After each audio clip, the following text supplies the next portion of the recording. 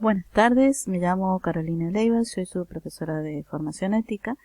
En esta videoclase es con el objetivo de que ustedes puedan comprender con más claridad el trabajo práctico número 4. Les va a servir de guía y orientación. Recuerden que por trimestre, como lo veníamos trabajando el trimestre anterior, yo les envío, por lo general son 3 trabajos prácticos. Cada trabajo práctico comprende 2 temas del programa. Es indispensable que realicen todos los trabajos prácticos para poder aprobar la materia.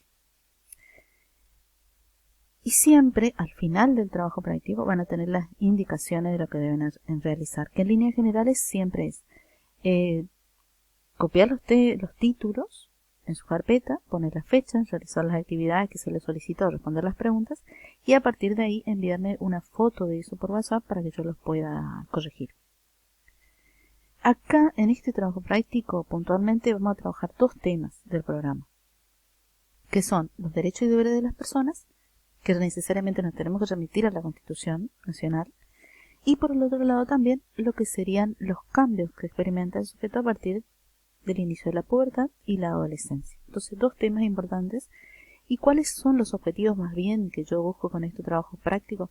Que ustedes puedan analizar y reconocer la importancia que tiene los derechos y los deberes de las personas contenidos en nuestra Constitución Nacional, y por el otro lado también que puedan comprender los cambios que experimenta una persona, o que experimenta el sujeto, los niños o niñas, a partir del inicio de la pubertad y la adolescencia, y los problemas que acarrea luego esas etapas de la vida, que los vemos ya en los otros trabajos.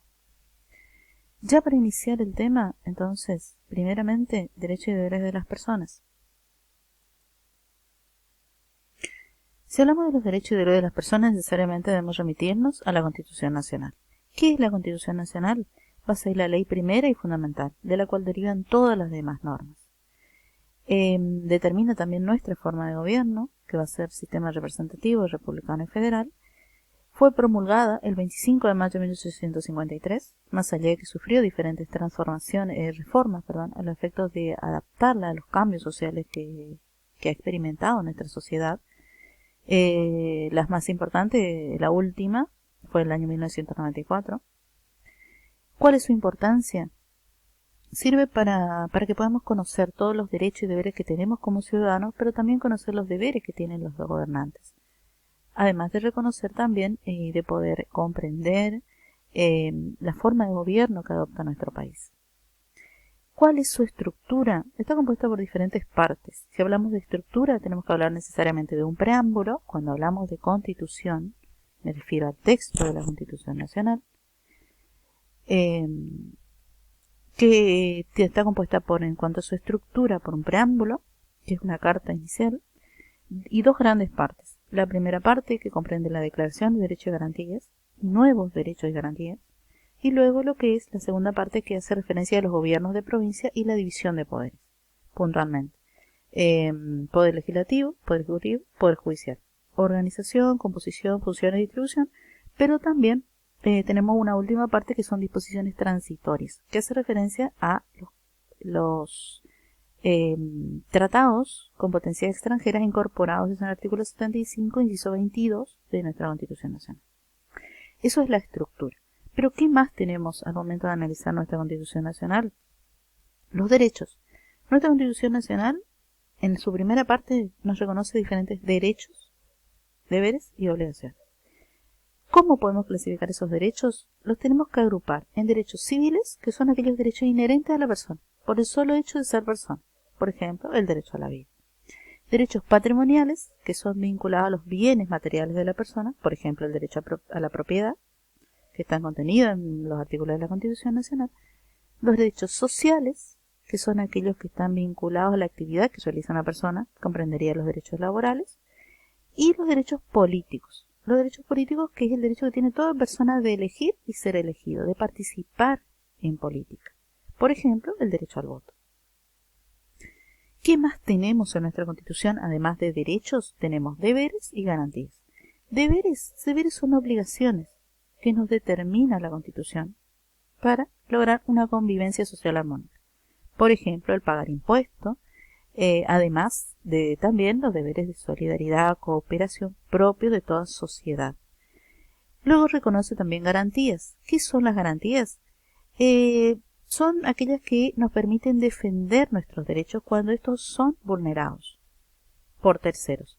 Hay dos acciones puntuales que nos permiten defender esos derechos, que son el habeas corpus y la acción de amparo. Se inician ante juez de primera instancia y en el caso del habeas corpus se puede accionar cuando alguien es detenido o privado de la libertad injustamente. Y en el caso de amparo rige para todos los demás derechos. Nuestra Constitución también reconoce tres principios comunes a todos los derechos, que estos son tres grandes principios. Principio de igualdad, que es fundamental para nuestra sociedad, por el cual partimos de todas las personas somos iguales. Iguales en derecho, no desde el punto de vista físico, porque es lógico, ustedes me van a decir, hay diferencias físicas, por supuesto que sí, pero nosotros la tomamos en cuenta en materia de derechos. Todos somos iguales. En cuanto a los derechos del momento mismo de la concepción, que es el momento que se dispersó.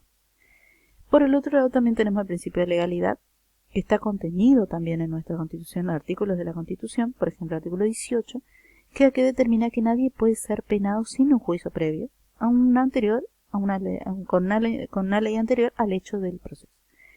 Y menos por juzgado por o privado de su libertad por magistrados o jueces o funcionarios competentes.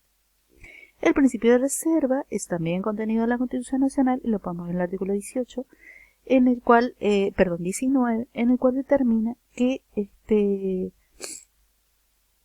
en líneas generales todo lo que no está prohibido por la ley está permitido, siempre y cuando no se afecte la moral, ni las buenas costumbres, ni el derecho de las otras personas que viven y conviven con nosotros en sociedad. Volviendo a luego de esta breve exposición, volviendo al trabajo que tienen, ahí esto lo van a poder ver en el primer tema donde dice derechos y deberes argentinos, van a leer el texto, luego van a tener que responder ¿por qué creen ustedes que es importante estudiar nuestra Constitución? ¿Cuál es su importancia? Y también los principios comunes a todos los derechos, que es lo que les expliqué recién, principio de igualdad, principio de reserva, principio de legalidad. Los derechos agrupados en 4 grandes grupos y van a tener que realizar esta actividad. Que primeramente, la primera pregunta es, ¿cuáles son los principios comunes a todos los derechos que reconoce nuestra Constitución? Imagine y explique cualquier situación de la vida real. Esto lo tiene que imaginar, cualquier situación en la que usted sienta que se está violando ese principio de igualdad o el principio de legalidad reconocido en nuestra Constitución. Recuerden que si hablamos de igualdad, hablamos del derecho que tienen todas las personas desde el momento mismo de la concepción. Y que todos somos iguales en derecho, más allá de las diferencias físicas que podemos tener. Cuando estas diferencias físicas son utilizadas para marcar la superioridad de uno sobre otro, estaríamos en presencia de una discriminación. La discriminación es una acción que atenta al derecho a la igualdad, o a la igualdad de todas las personas. La otra actividad, van a tener que leer el artículo 14 bis y 17 de la Constitución Nacional. Estos artículos tienen una serie de enumeración de derechos. Ustedes van a tener que clasificar esos diferentes derechos según sean derechos civiles, derechos patrimoniales, derechos sociales o derechos políticos. Luego, los deberes de los habitantes, van a seguir con la lectura de los textos que están en el libro, que son las garantías de la Constitución, contenidas en la Constitución. Y luego van a tener que realizar esta última actividad. ¿Qué deben realizar acá? Deben primeramente observar estas dos imágenes. Y luego van a tener que explicar o responder a esta pregunta. ¿Qué derechos y deberes implica el ejercicio responsable de ellos? Por ejemplo, acá hay un negocio, una verdulería, la dueña, acá está una persona que se fue a votar. Nosotros para vivir en sociedad tenemos diferentes derechos, deberes y obligaciones. Si yo me quiero poner, por ejemplo, un comercio, ¿Qué derechos tengo de poner un comercio? ¿Y qué deberes o qué obligaciones voy a tener para llevar adelante esa actividad? De acá ustedes van a tener que identificar entonces los derechos y los deberes que tiene una persona. ¿Qué derechos tiene una persona? Derecho a educar, derecho a la educación, derecho a ejercer una industria lícita, derecho al trabajo, derecho a la libertad, derecho a la igualdad. Hay infinidad de derechos que ustedes pueden investigar inclusive en internet. ¿Qué deberes? La obligación. Por ejemplo, yo me quiero poner un comercio, tengo el derecho de ejercer el comercio, pero también tengo la obligación de pagar impuestos. Otro de los temas importantes, el tema del punto 2, que serían los tiempos de cambio en cuanto a la pubertad y adolescencia. Volviendo a nuestro dispositivo y a nuestro tema, ¿por qué se habla de tiempos de cambio? Porque son situaciones que experimenta una persona, un niño, que le generan transformaciones o cambios. Estos cambios, en cuanto a la pubertad, podemos hablar que hace referencia a los cambios físicos que experimentan un sujeto y vinculado a la plena capacidad sexual y reproductiva. En cuanto a la adolescencia, hace referencia puntualmente a los cambios físicos, pero no solo físicos que experimenta el sujeto, sino también psicológicos. Van acompañados del cambio psicológico. Sin embargo, en la adolescencia los cambios físicos tienden a mermar o disminuir. Tiene diferentes fases, inicial, media y final. Y se dice que es un periodo, la adolescencia es un periodo de transición entre lo que es la pubertad y la vida adulta, pero también es un periodo de transición en la que el niño o niña va a comenzar a pensar respecto al proyecto de vida que tenga y también va a también luchar por lo que sería su identidad. Cuando hablamos de adolescencia y pubertad, entonces son situaciones de cambio que experimenta el sujeto, que inicia alrededor más o menos estos cambios de los 10, 12 años, según niños o niños. Ustedes van a poder ver los diferentes después de leer y analizar los textos. ¿Qué deben realizar estas últimas preguntas? Responder a las últimas preguntas, que son: ¿qué es la pubertad? ¿A qué edad inicia? ¿Qué es la adolescencia? ¿A qué edad se inicia? Y luego van a tener que realizar un cuadro sinóptico. Recuerden que un cuadro sinóptico es con flechas similar a estos que yo les expongo. Y allí ustedes van a tener que realizar el cuadro sinóptico respecto a las principales características que experimenta el adolescente en cada una de estas etapas. Bueno, espero haber sido, creo que se me haya comprendido. Cualquier duda, por supuesto, me duden en consultarme. Y recuerden que acá trabajamos dos temas: derechos y deberes de las personas, contenido de la Constitución Nacional, y por el otro lado también la pubertad y la adolescencia. Ahora se inicia un periodo de receso de invierno del 13 al 24, bueno, el 25 retomamos nuevamente. Yo le estaré enviando ya ahí su trabajo, el otro trabajo práctico correspondiente al segundo trimestre.